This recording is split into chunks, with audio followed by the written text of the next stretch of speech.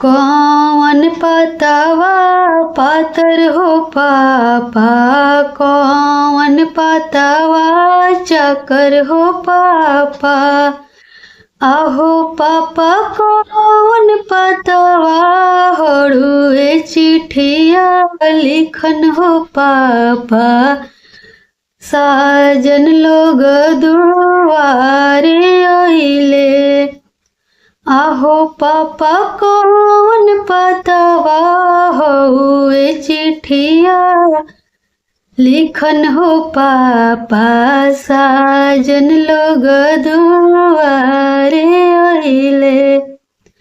आम पतवा पातर हो बेटी, पुरैन पतवा चाकर हो बेटी।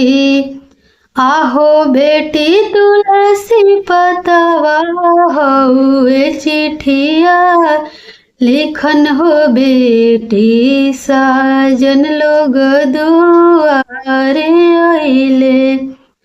आहो बेटी तुलसी पतवा होए चिट्ठिया लिखन हो बेटी। साजन लोग दुआरे आइले। काई उनु कर खैला हो पापा, काई उनु कर पियला हो पापा। आहो पापा कौन कारण माया गुण में हो पापा। साजन लोग दुआरे आइले।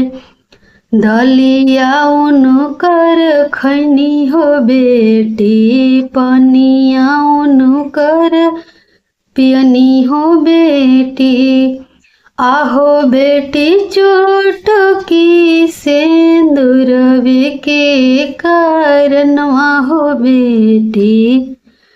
साजन लोग दुआरे आइले।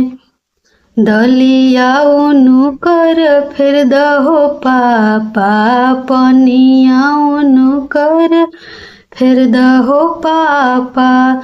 आहो पापा चुटकी सिंदूरवा उनु कर फिर दहो पापा। साजन लोग चली जाई हैं। दलिया उनु कर फिर भो बेटी, पनिया उनु कर फिर भो बेटी। आहो बेटी चुटकी सिंदूरवा हमना फेरब हो बेटी। साजन लोग के साथे जइह। आहो बेटी चुटकी सिंदूरवा हमना फेरब हो बेटी। साजन लोग के साथे जइह। आतना बचन जब सुनले दुलरई तीन बेटी। अरे माई ढोर ढोर ढोरे लगले लोरावा त दुनो नयना नीर ढोरे। अरे माई ढोर ढोर ढोरे लगले लोरावा त दुनो नयना नीर ढोरे। कौन पतवा चकर हो पापा, कौन पतवा पातर हो पापा।